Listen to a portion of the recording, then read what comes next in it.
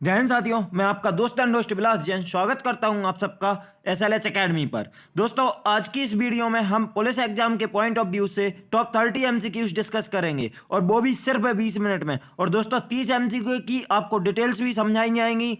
तो आप सबसे निवेदन है कि आप सब वीडियो को अंत तक पूरा मन लगाकर बिना स्किप किए हुए देखें। और अगर वीडियो पसंद आए तो प्लीज वीडियो को लाइक करें, कमेंट करें, शेयर करें और चैनल को सब्सक्राइब करना बिल्कुल भी ना भूलें। देखते हैं दोस्तों, आज का पहला प्रश्न है, निम्नलिखित में से किस क्षेत्र को भारत का चावल का कटोरा कहा जाता है? आपके ऑप्शंस हैं उत्तर पूर्व क्षेत्र, इंडो गांगेय क्षेत्र, सी कृष्णा गोदावरी डेल्टा और डी केरल तथा तमिलनाडु। तो दोस्तों, आपको बता दें कि निम्न में से कृष्णा गोदावरी डेल्टा को भारत का चावल का कटोरा कहा जाता है दोस्तों। और अगर आपसे यह पूछा जाए कि किस राज्य को भारत का चावल का कटोरा कहा जाता है, तो आप याद रखें आंध्र प्रदेश राज्य को भारत का चावल का कटोरा कहा जाता है। और दोस्तों, कृष्णा नदी के बारे में आपको बता दें तो कृष्णा का उद्गम महाबलेश्वर सतारा जिले महाराष्ट्र से होता है, महाबलेश्वर की पहाड़ियों से, तथा गोदावरी का उद्गम त्र्यंबक पहाड़ी महाराष्ट्र से होता है। और दोस्तों, गोदावरी को दक्षिण की गंगा भी कहा जाता है। देखते हैं आज का अगला प्रश्न है, पंख किस राज्य की योजना है? आपके ऑप्शंस हैं ए उड़ीसा, बी पंजाब, सी उत्तर प्रदेश और डी मध्य प्रदेश। तो दोस्तों, आपको बता दें कि पंख योजना मध्य प्रदेश राज्य की है, जिसे शिवराज सिंह चौहान जो मध्य प्रदेश के मुख्यमंत्री हैं वर्तमान, उन्होंने लॉन्च किया था। इसकी लॉन्चिंग 24 जनवरी को अंतर्राष्ट्रीय बालिका दिवस के उपलक्ष्य में हुई थी। और अगर पंख का फुल फॉर्म देखें दोस्तों हम, तो पी से प्रोटेक्शन, ए से awareness of their rights, N से न्यूट्रिशन, के से नॉलेज और एच से हेल्थ है, जो कि लड़कियों के लिए, बालिकाओं के लिए लॉन्च की गई थी। और कब लॉन्च की गई थी? अंतर्राष्ट्रीय बालिका दिवस के उपलक्ष्य में 24 जनवरी को। देखते हैं दोस्तों, आज का अगला प्रश्न है, कठोर जल में कपड़े धोने के लिए प्रयुक्त होता है। आपके ऑप्शन है ए अपमार्जक, बी पोटेशियम, सी सोडियम और डी साबुन। तो दोस्तों, आपको बता दें कि कठोर जल में कपड़े धोने के लिए अपमार्जक का उपयोग होता है। और अपमार्जक का उपयोग क्यों होता है? क्योंकि कठोर जल में सिंथेटिक डिटर्जेंट के कैल्शियम मैग्नीशियम घुलनशील होते हैं। तो दोस्तों, जो कि कठोर जल में अच्छे से घुलनशील होंगे कैल्शियम और मैग्नीशियम के लवण, तब तो जाके कपड़े साफ होंगे। इसलिए कपड़े धोने के लिए कठोर जल में अपमार्जक का उपयोग किया जाता है। देखते हैं आज का अगला प्रश्न है, भारत के राष्ट्रपति को उसके पद से हटाया जा सकता है। भारत के प्रधानमंत्री द्वारा, आपके दूसरा ऑप्शन है लोकसभा द्वारा, सी भारत के मुख्य न्यायाधीश द्वारा और डी संसद द्वारा। तो दोस्तों, वैसे तो संसद में राष्ट्रपति, लोकसभा और राज्यसभा तीनों शामिल होते हैं, लेकिन जब राष्ट्रपति को हटाए जाने की बारी आती है या बात आती है, तो सिर्फ संसद में लोकसभा और राज्यसभा के मतों द्वारा राष्ट्रपति को हटाया जा सकता है। दोस्तों, संसद में महाभियोग प्रस्ताव द्वारा राष्ट्रपति को हटाने का प्रस्ताव लाया जा सकता है। और आपको राष्ट्रपति से संबंध में बता दें दोस्तों कि भारत के प्रथम राष्ट्रपति डॉक्टर राजेंद्र प्रसाद तथा वर्तमान राष्ट्रपति रामनाथ कोविंद जी हैं। देखते हैं आज का अगला प्रश्न है, उत्तर प्रदेश में भारतीय सूचना प्रौद्योगिकी संस्थान कहाँ जहां स्थापित किया गया है वह जगह है? आपके ऑप्शन है ए इलाहाबाद, बी बरेली, सी कानपुर और डी इनमें से कोई नहीं। तो दोस्तों, आपको बताना है कि उत्तर प्रदेश में भारतीय सूचना प्रौद्योगिकी संस्थान कहाँ स्थापित है। और आपका सही उत्तर है ऑप्शन ए इलाहाबाद। तो दोस्तों, इसकी इलाहाबाद में 1999 में भारतीय सूचना प्रौद्योगिकी संस्थान की स्थापना की गई थी। इसके वर्तमान चेयरमैन रविकांत जी हैं तथा इसके वर्तमान डायरेक्टर पी नागाभूषण हैं। तो आप याद रखें दोस्तों, वर्तमान चेयरमैन रविकांत तथा डायरेक्टर पी नागाभूषण हैं। देखते हैं आज का अगला प्रश्न है, राजस्थान में पहली बार निम्न में से किस परियोजना में फव्वारा सिंचाई व्यवस्था को अनिवार्य किया गया है? आपके ऑप्शंस हैं ए तकली परियोजना, बी परवन परियोजना, सी धौलपुर लिफ्ट परियोजना और डी नर्मदा कैनल परियोजना। तो दोस्तों, आपको बता दें कि राजस्थान में पहली बार नर्मदा कैनल परियोजना में फव्वारा सिंचाई व्यवस्था को अनिवार्य किया गया है। दोस्तों, नर्मदा नदी का उद्गम मध्य प्रदेश के अनूपपुर जिले के अमरकंटक से होता है, जिसकी लंबाई 1312 किलोमीटर है।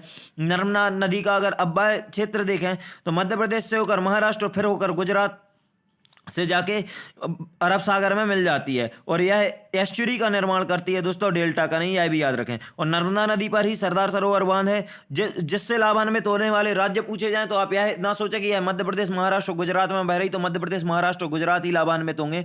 उससे लाभान्वित राजस्थान भी होता है। बस फर्क इतना होता है कि राजस्थान को बिजली नहीं दी जाती, जबकि बिजली का वितरण मध्य प्रदेश, महाराष्ट्र और गुजरात के बीच में होता है। और पानी का वितरण चारों राज्यों के बीच में किया जाता है। देखते हैं आज का अगला प्रश्न है, पशुपालन दुग्ध उत्पादन मंत्री कौन है? आपके ऑप्शंस हैं, 1 लालू प्रसाद यादव, 2 मनोहर लाल खट्टर, 3 गिरिराज सिंह और 4 स्मृति ईरानी। तो दोस्तों आपको बता दें कि पशुपालन दुग्ध उत्पादन मंत्री गिरिराज सिंह हैं और जो कि भाजपा से सांसद हैं वर्तमान में, और यह बेगूसराय विधानसभा उससे लोकसभा सीट से सांसद हैं। देखते हैं आज का अगला प्रश्न। आज का अगला प्रश्न है, निम्न में से सुमेलित नहीं है। आपके ऑप्शंस हैं, ए गैपसागर डूंगरपुर, पन्नालाल तालाब सीकर, तालाब शाही धौलपुर और रामेल गांव तालाब सोजत। तो दोस्तों आपको बता दें कि पन्ना शाह तालाब सीकर में नहीं खेतड़ी में स्थित है, इसलिए आपका सही आंसर होगा बी, जो कि सुमेलित नहीं है। देखते हैं आज का अगला प्रश्न। आज का अगला प्रश्न है, अर्थशास्त्र में नोबेल पुरस्कार पाने वाले प्रथम भारतीय कौन है? आपके ऑप्शंस हैं, ए रविंद्रनाथ टैगोर, बी अमर्त्य सेन, सी वेंकटरामन रामाकृष्ण और 4 अन्य। तो दोस्तों आपको बता दें अर्थशास्त्र में नोबेल पुरस्कार पाने वाले प्रथम भारतीय अमर्त्य सेन हैं, जिन्हें 1998 में दिया गया था यह नोबेल पुरस्कार अर्थशास्त्र के क्षेत्र में। और साथ ही दोस्तों याद रखेंगे अमर्त्य सेन अर्थशास्त्र के क्षेत्र में नोबेल पुरस्कार पाने वाले प्रथम भारतीय तो हैं ही, साथ ही यह प्रथम एशियाई भी हैं।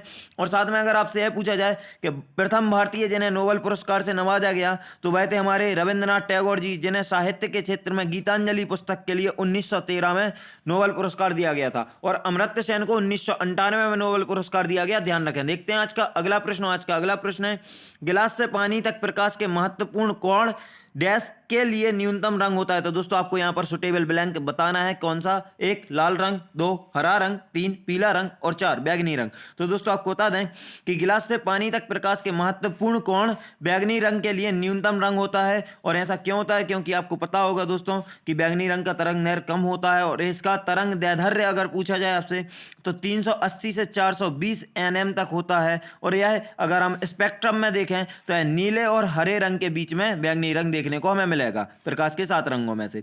देखते हैं आज का अगला प्रश्न। आज का अगला प्रश्न है, वेदों में संपूर्ण सच्चाई निहित है, यह व्याख्या की गई तो किसके द्वारा की गई? आपको यह बताना है कि यह कथन किसने दिया था कि वेदों में संपूर्ण सच्चाई निहित है। ऑप्शन है, 1 स्वामी विवेकानंद द्वारा, 2 स्वामी दयानंद सरस्वती द्वारा, 3 स्वामी श्रद्धानंद द्वारा और 4 स्वामी राधा कृष्णन द्वारा। तो दोस्तों आपको बता दें कि वेदों में संपूर्ण सच्चाई निहित है, यह व्याख्या स्वामी दयानंद सरस्वती जी की है। देखते हैं आज का अगला प्रश्न। आज का अगला प्रश्न है, कौन सा विटामिन प्रतिरक्षा प्रदान करता है? तो दोस्तों आपके ऑप्शंस हैं, 1 vitamin D, 2 vitamin B, C vitamin A और डी विटामिन सी। तो दोस्तों याद रखें कि विटामिन ए ऐसा विटामिन है जो हमारे शरीर को प्रतिरक्षा प्रणाली प्रदान करता है। और विटामिन ए के बारे में अगर तथ्य देखें दोस्तों तो यह शरीर में 2 फॉर्म में पाया जाता है, पहला फॉर्म रेटिनॉल और दूसरा फॉर्म कैरोटीन दोस्तों। और विटामिन ए की कमी से अगर होने वाली बीमारी का नाम पूछा जाए आपसे तो इसकी विटामिन ए की कमी से होने वाली भी प्रमुख बीमारी है रतौंधी, जो कि आंखों से संबंधित है। देखते हैं आज का अगला प्रश्न। आज का अगला प्रश्न है,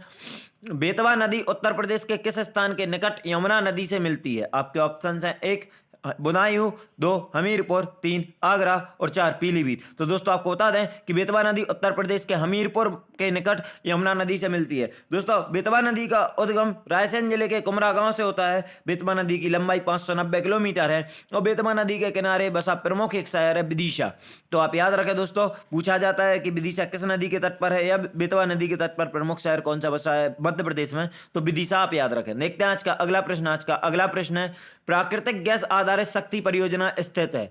आपके ऑप्शन हैं, 1 धौलपुर में, 2 रामगढ़ में, 3 भिवाड़ी में और 4 जालीपा में। तो दोस्तों आप ध्यान से पढ़ें, या राजस्थान से संबंधित प्रश्न जरूर है, तो आपको बताना है कि राजस्थान में प्राकृतिक गैस आधारित शक्ति परियोजना कहाँ स्थित है। और आपको बता दें कि प्राकृतिक गैस आधारित शक्ति परियोजना राजस्थान के रामगढ़ में स्थित है। दोस्तों यह परियोजना की उत्पादन क्षमता देखें अगर तो यह 71 मेगावाट इसकी उत्पादन क्षमता है तथा यह राजस्थान की पहली प्राकृतिक गैस आधारित शक्ति परियोजना है, तो इसलिए यह महत्वपूर्ण है।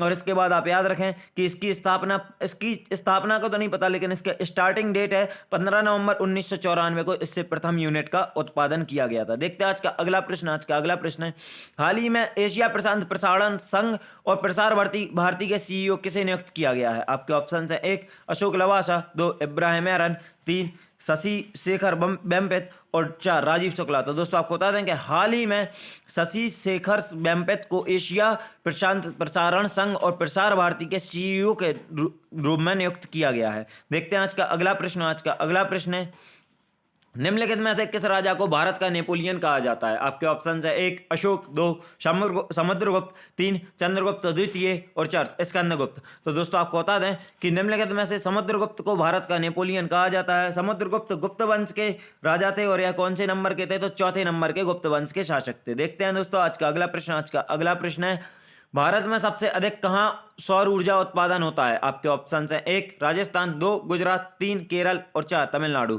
तो दोस्तों ऑब्वियस सी बात है, भारत का सबसे ज्यादा गर्म क्षेत्र कौन सा है? राजस्थान, क्योंकि राजस्थान में हमारा थार मरुस्थल जो कि राजस्थान के 60% क्षेत्रफल को घेरता है। तो इस क्वेश्चन का आंसर भी होगा राजस्थान, क्योंकि भारत में सबसे अधिक राजस्थान में सौर ऊर्जा उत्पादन होता है। देखते हैं दोस्तों आज का अगला प्रश्न। आज का अगला प्रश्न है माधव राष्ट्रीय उद्यान से कौन सा नेशनल हाईवे गुजरता है? आपके ऑप्शंस हैं ए NH7, बी NH39, सी NH46 और डी NH35। तो दोस्तों आपको बता दें कि माधव राष्ट्रीय उद्यान से NH46 अंतर्राष्ट्रीय नेशनल हाईवे गुजरता है। और दोस्तों माधव राष्ट्रीय उद्यान का अगर हम इसकी स्थापना देखें तो इसकी स्थापना 1958 में हुई थी और यह मध्य प्रदेश के शिवपुरी जिले में स्थित है। और यहाँ पर स्थित इसके अंदर एक शंख सागर झील है जो बार बार पूछी जाती है, तो आप याद रखें कि शंख सागर झील माधव राष्ट्रीय उद्यान में स्थित है और NH46 माधव राष्ट्रीय उद्यान से गुजरता है। देखते हैं दोस्तों आज का अगला प्रश्न। आज का अगला प्रश्न है जामनी नदी का उद्गम कहाँ से पर है? तो आपके ऑप्शन है 1 पन्ना, 2 रीवा, 3 सागर और 4 दमोह। तो दोस्तों आपको बता दें कि जामनी नदी का उद्गम सागर जिले से होता है। मध्य प्रदेश के सागर जिले से जामनी नदी का उद्गम होता है, आप याद रखें। देखते हैं आज का अगला प्रश्न। आज का अगला प्रश्न है उत्तर प्रदेश के किस स्कूल ने कांस्य पदक जीता है? आपके ऑप्शन है 1 अलीगढ़ विश्वविद्यालय, 2 IIT कानपुर, 3 अमेठी विश्वविद्यालय और 4 लखनऊ विश्वविद्यालय। तो दोस्तों आपको बता दें कि उत्तर प्रदेश के अमेठी विश्वविद्यालय ने हाल ही में कांस्य पदक जीता है, तो आप यह बहुत अच्छे से याद रखें। देखते हैं आज का अगला प्रश्न। आज का अगला प्रश्न है शीतकालीन मानसून की दिशा है? आपके ऑप्शन है 1 उत्तर पूर्व से दक्षिण पश्चिम, 2 उत्तर से दक्षिण, 3 उत्तर पश्चिम से दक्षिण पूर्व और 4 दक्षिण से उत्तर। तो दोस्तों याद रखें कि शीतकालीन मानसून की दिशा उत्तर पूर्व से दक्षिण पश्चिम होती है, जो कि ऐसे मतलब लौटते हुए मानसून भी बोल सकते हैं जिसको शीतकालीन मानसून, इसे पश्चिमी विक्षोभ भी कहा जाता है। तो आप याद रखें बहुत अच्छे से कि शीतकालीन मानसून की दिशा उत्तर पूर्व से दक्षिण पश्चिम की ओर है। देखते हैं दोस्तों आज का अगला प्रश्न। आज का अगला प्रश्न है एक तराशा हुआ हीरा चमकदार दिखाई देता है क्योंकि यह प्रकाश का उत्सर्जन करता है, यह रेडियोधर्मी है, यह प्रतिबिंब के कारण कुल प्रतिबिंब के कारण और फैलाव के कारण। तो दोस्तों आप सबसे निवेदन है, आप सब वीडियो को प्लीज लाइक कर दें, शेयर कर दें और ध्यान दें कि आपके 22 क्वेश्चन 12 मिनट में हो चुके हैं। मैंने 30 क्वेश्चन 20 मिनट में बोला था, जबकि मुझे लग रहा है कि हम 17 से 18 मिनट में सेशन पूरा कर लेंगे। तो आपको बता दें कि एक तराशा हुआ हीरा चमकदार दिखाई देता है क्योंकि उसके कुल प्रतिबिंब के कारण यह चमकता हुआ दिखाई देता है। देखते हैं दोस्तों आज का अगला प्रश्न। आज का अगला प्रश्न है रेशा फसलें निम्नलिखित में से कौन सी हैं? आपके ऑप्शन है 1 जूट, गन्ना और अलसी, 2 कपास, मक्का और तंबाकू, 3 कपास, सन और जूट और 4 सन, कपास और मक्का। तो दोस्तों याद रखें ऑप्शन से एलिमिनेट करना चालू करते हैं कि जूट और गन्ना तो चलो अपनी रेशे फसलें हैं, लेकिन अलसी कहीं से कहीं तक रेशा फसल नहीं है। दूसरे में कपास, मक्का और तंबाकू, तो कपास को हम ले सकते हैं लेकिन मक्का तंबाकू नहीं है।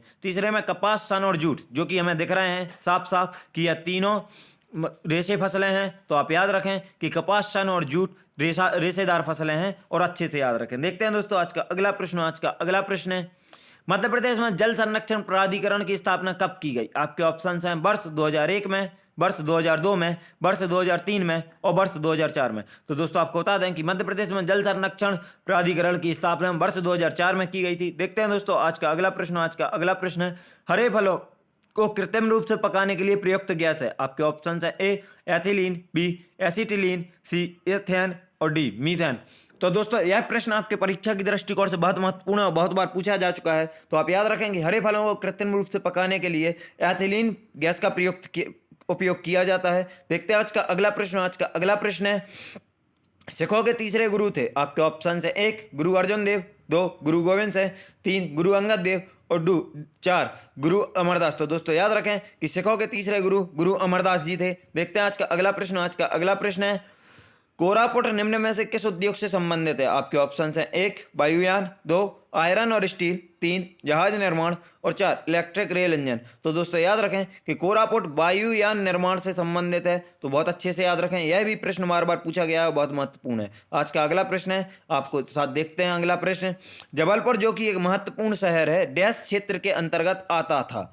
तो दोस्तों याद रखें आपके ऑप्शंस हैं 1 महाकौशल, 2 छोटा नागपुर, 3 मालवा और 4 पूर्वी पठार। तो दोस्तों आपको बता दें कि जबलपुर जो कि एक महत्वपूर्ण शहर है यह महाकौशल क्षेत्र के अंतर्गत आता था। तो इतिहास से यह सवाल था आपका, जिसे आप याद रखें पहले जब महाजनपद बटे हुए थे तो यह महाकौशल क्षेत्र के अंतर्गत आता था। देखते हैं आज का अगला प्रश्न। आज का अगला प्रश्न है निम्नलिखित में से कौन सा शहर अंगूरों की पैदावार के लिए प्रसिद्ध है। आपके ऑप्शन है 1 नासिक, 2 नागपुर, 3 सोलापुर और 4 उज्जैन।